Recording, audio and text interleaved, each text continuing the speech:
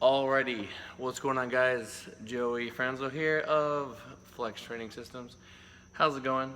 If you guys have been following along, this is technically the third video, kind of recapping Raw Nationals with an emphasis on the Prime Time sessions, because those were the sessions that I was able to handle pretty much every single day of the meet.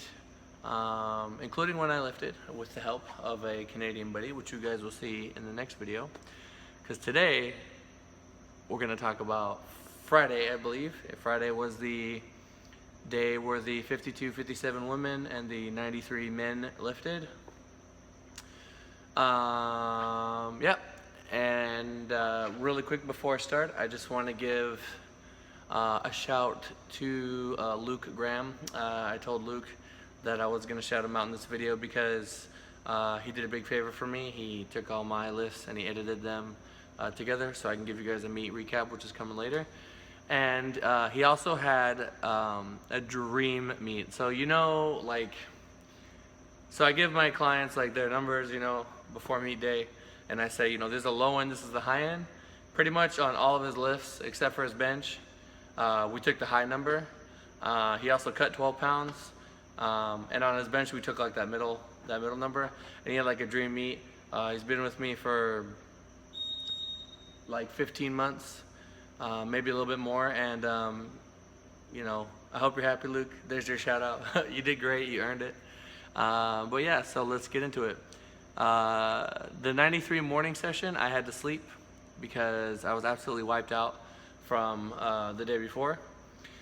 I still woke up at about 9:30, headed down to the venue after I got some coffee, and brought my water jug with me because keep in mind I'm still cutting weight, and checked in with everyone, saw how all my lifters were doing, and then I took John and Jesse and Tina. We went to Target, grabbed some supplies for tonight and for the next day, and came back to the venue. I had two girls. Yes, I had two girls that I was able to take care of. They both did great. Nobody missed a lift, so that's awesome. And Mildred, she's been with me for a long time, and to see her, come up from a girl that hadn't even been able to bench the bar, to now competing at nationals and placing very well and hitting, all her list PRs across the board, and losing 20 pounds, that's just incredible. Sophia was the other girl that I had. She's a 52. Sophia's a 52. Millie's a 57. They both did great. Proud of them both. I went back, I think, to the room to kind of get off my feet because I knew I had to take care of people at night. My girlfriend was lifting first, Tina. And she did great. She hit all her numbers, actually to the pound, except on her third squat. We were short 6 pounds because she didn't hit depth. And we knew coming in that was going to be a struggle, especially at a meet of this caliber. This was by far, I've done many USAPL meets, but this was the one nationals where it just seemed very, very tough. You had to have impeccable form. If there was ever a question of the doubt, you weren't getting the lift. So some people say it should go the other way, but I think that strict judging will make you better in the long run. And I'm actually gonna do a whole video on that because something happened to me during my session. And I think it kind of pointed me in the right direction, and really made me see that there was work that needed to be done, especially in my deadlift. So back to Tina. She hit all her numbers. She's in a race for first. It's really for second between her and Susie Hardwick-Gary, who's she's been lifting for she's a 12-time world champion. So it was just basically the three girls at the top and then everybody else. So she nailed all her benches, came down to deadlifts. Susie had a record in the open on squat, which gave her an advantage, because you can't tie somebody that has a record like that because they have those extra pounds. You have to go one full jump up, and on the smaller weight classes with the small females, 5 pounds is a lot. That's like 15 pounds, 20 pounds for a bigger guy. So came down the last deadlift. Susie actually hit a PR deadlift, so somebody who's been lifting that long to still be getting better and hitting PRs, that put her a little bit out of reach for us, so we just played it safe, and Tina pulled 385 pounds at, I think she weighed in at like 114, or it was like 113 point something. So, for her to only miss one squat, she basically only left 5 pounds on the platform. I'm okay with that. Not mad about that at all. So congratulations, Tina. She ended up finishing third. Susie had a perfect day. Tina had. They both missed one attempt, but I'm not mad at all with the placings, and I think it was pretty fair. I mean, 385 beltless at 114 is insane. So she's gonna be hard on herself, but you have to look at how far you've come. I think when we first got together, she had like a 630 total, and now she's at like 848 with more in the tank. So come a long way, definitely come a long way. On to the 93 men. This is where it gets interesting. So we have Jesse Norris, Danny Sullivan, and Sam Bernstein, which I'm all responsible for during the session. Jesse, we knew coming in that squat depth was going to be a thing with him, but in the warm-ups, oh my god, dude, this guy's depth was on point. He was going 2 inches below parallel, and I'm just like, yo, we're on point today. I even posted his 635 last warm-up squat. No problem, buried it, absolutely buried it. Came out, annihilated I think it was like 678, something like that, or 683. I'm not too sure. And then he jumped we went 722, same attempts that we took last year. Killed it, absolutely blew it up. Jumped to 750, and like he crushed it, absolutely destroyed the weight. I thought it was deep. I'm already thinking like, okay, got to move on to bench now. And he got, reds 2-1. So I went to the jury table. I tried to contest it, and they said no. They went in a huddle. They talked to all the other judges. They came back, and then one judge came over to me and said that we're gonna keep the call. So it's all good. I pretty much knew after that Jesse just needed to pull his second deadlift to win. That would like absolutely secure it. There's no one that would catch him. But keep in mind that Dave Ricks is an OG. He's a very good lifter. He was very strong last year. I think he used to compete in equipment. And he was having the best meet of his entire life. He squatted 705 pounds. The guy's like 57 or 58 years old. That doesn't even make sense. He's like a short little dude, like, super hyped. And that was nuts. I also knew that Alice McLean had a big bench, and he was going to be in there if Jesse wasn't on point. So coming into bench, Jesse was injured. We opened really light at 336, I think, 330, somewhere in there. Second attempt, like 353, or maybe it was just above that, and he got it, no problem. He has a very strange bench. He kind of comes down here and then comes up, whereas I'm more like up here. Jesse did a strongman competition a while back and hurt his shoulder. And definitely was a factor today. The strength just was not there. And we took a conservative jump. So everybody wants to know if I coach Jesse. I don't coach Jesse. I just advised him coming into this meet. We went over numbers. I gave him some like general recommendations for bench press. And I told him that I would help him with his bench if he needed it. But I didn't want to mess with the squat and his deadlift because he's like, with only 5 weeks, when we were talking, like I didn't feel comfortable taking control over something like that, especially at a meet of this caliber with him, who's definitely he's not normal.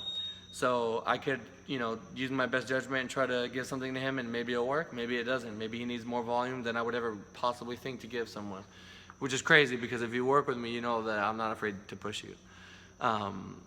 So his bench was not there. We took a conservative jump to 370 pounds, and he missed.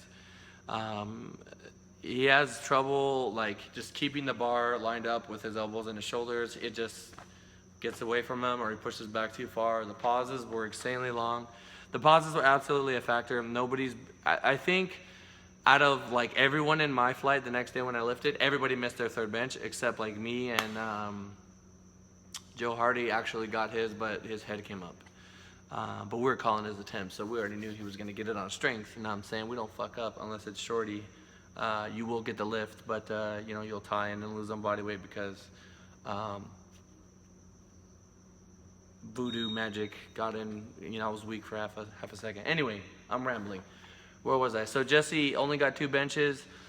This gives Dave Ricks a chance to close the gap. I think he benched like 430 or something like that. LS benched 501, I believe, 507.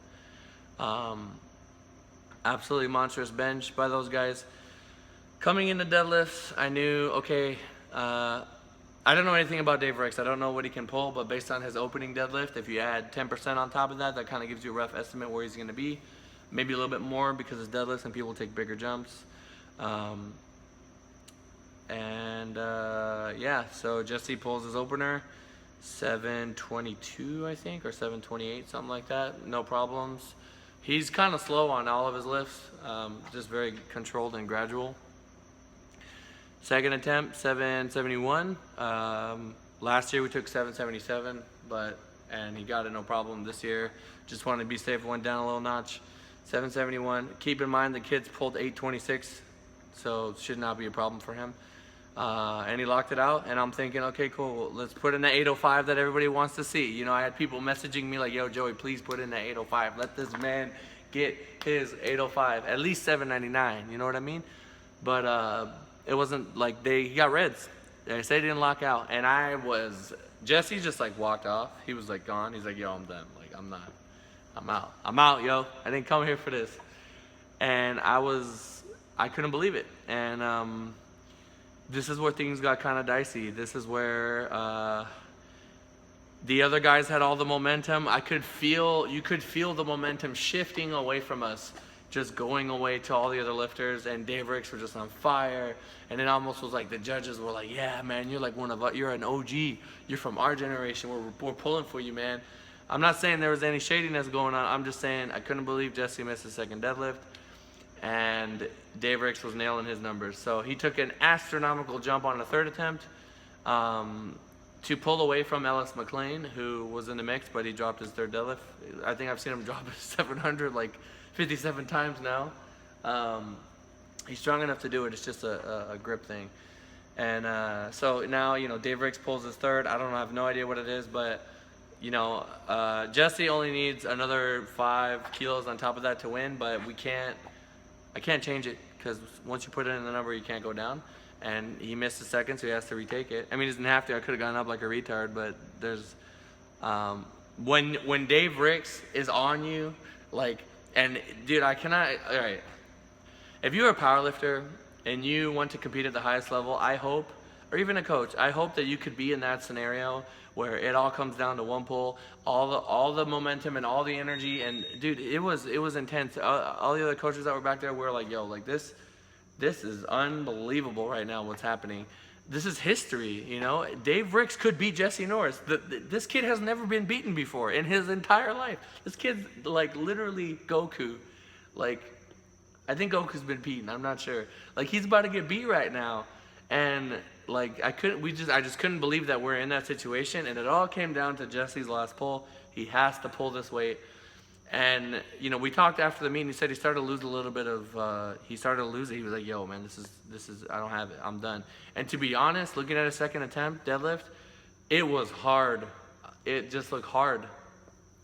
The kid basically pulls beltless. His belt is like, it's flimsy, like this band right here. It's just useless. I think it's more of like a sentimental, it's like his blankie, you know what I mean? I just told him, like, yo, look, like, you are the best lifter in the world. Everybody's pulling for the other dude. You're here right now. You know, there's like everything that you have, I need you to put it into this final deadlift.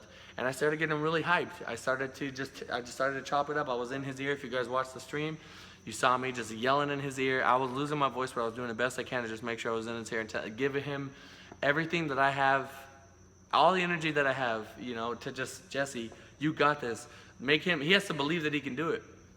And he went out there, and it was his longest rep ever, and he locked that bitch out, 771. The guy's whole body was red. His eyes were popping out of his head, veins everywhere. He locked that son of a bitch out, and he held that shit at the top for like 3 seconds, and then they gave him the down command, and then he won. And it was just unbelievable. I couldn't fucking believe it. Yo, for him to get that, miss that second, and come back and get that third, that is fucking heart. And he told me after, like, yo, you chopping it up in my ear, that helped me. And that's all I can do as a coach. I can just do whatever I can to put you in a position to succeed, whether it's slapping you on the back, whether it's, you know, saying something positive at the time, you know, making sure you're on point for meet day. Like, he did it. And had we gone a little bit lower, maybe he would have gotten it, but then we jump on our third, and then what we miss, we lose. So I'm kind of glad that he missed the second, because it just let us know, like, yo, we need to just bury this we need to bury this dude with this third pull. And he did it, and it was incredible. There's nothing I can say in this video that's ever gonna give you guys that experience or feel, you know, what was felt that day. I was emotionally drained. And I don't know how I'm gonna top that with the next two guys, but I'm gonna do my best. Definitely not the weakest or least for last. But we have Danny Sullivan and Sam Bernstein both coming in. I coached them both, and they're both in the running for the gold medal in the junior class. Sam gained about 8 pounds, and we did about, I think it was like a 15 to 12 week prep, I'm not too sure.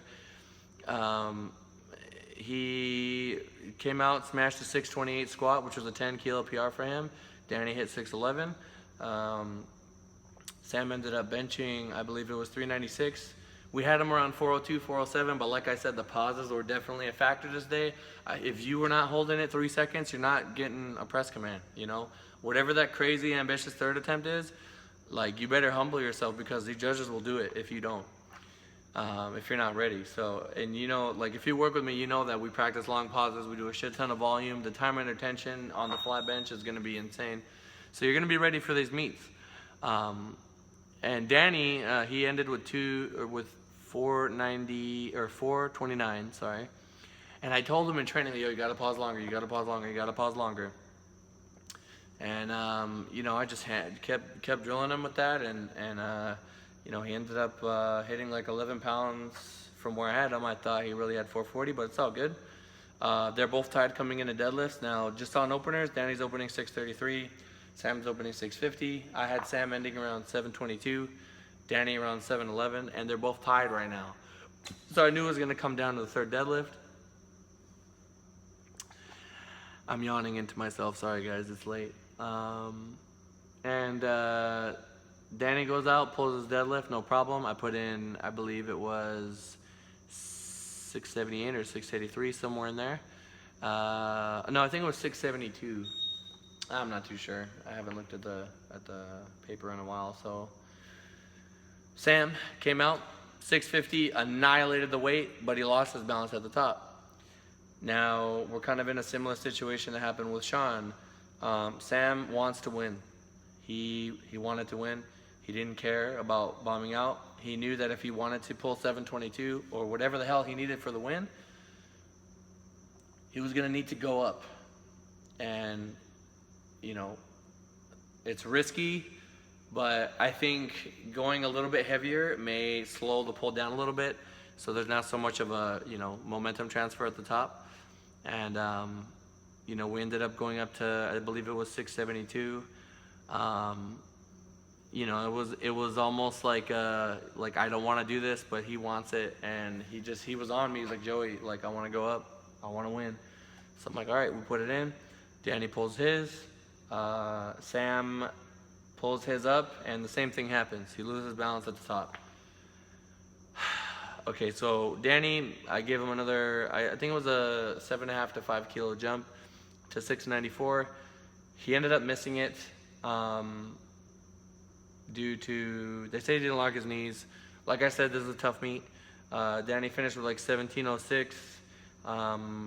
That's like a 60-something PR total for him from Worlds. And you know, he's in first place right now.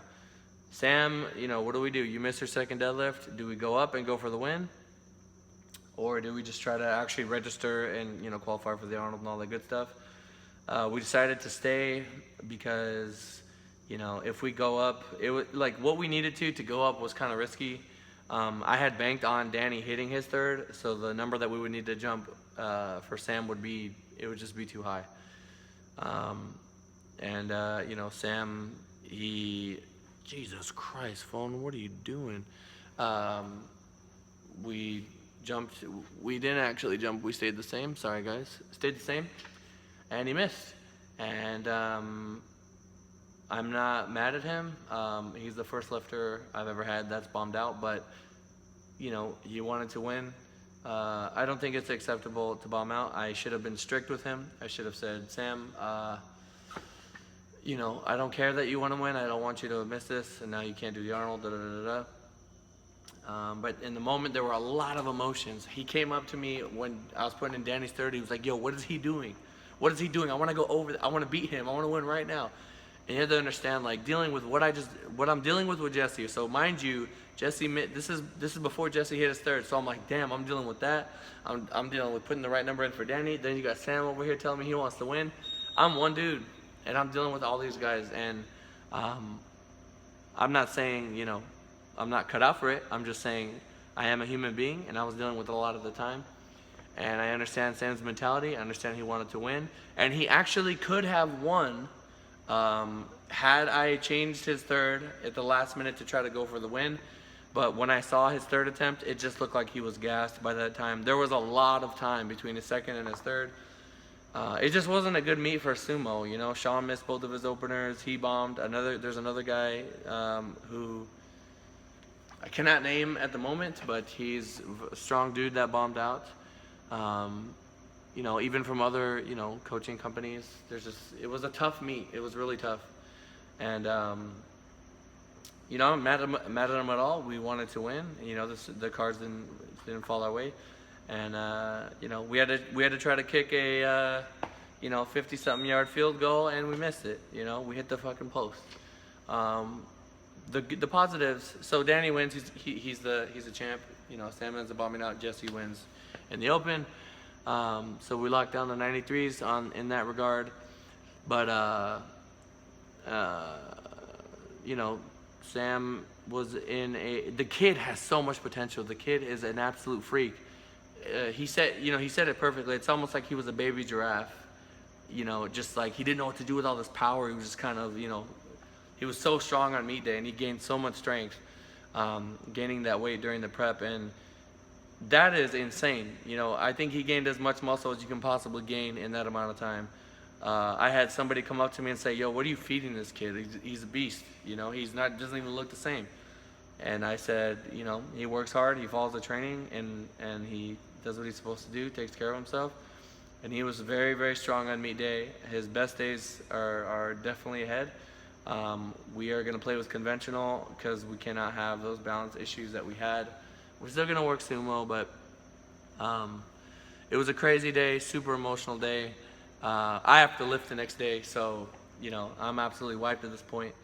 But, yeah, that's pretty much it for the first day. So we got a bronze, 2 golds, and 1 bomb out, aside from all the people in the earlier session that did great. Yeah, thank you guys for watching. That was pretty raw and uncut. This video is going to be about 25 minutes. For those of you that stick around to the end, comment below, let me know. You guys are truly the Flex fam. You guys are truly my familia. Appreciate you. In the next 2 videos, I'm going to talk about my day and what happened during my session. And we're going to go over Sunday, which was a very exciting Sunday. A lot of epic things went down. And, yep, I'll talk to you guys in the next video.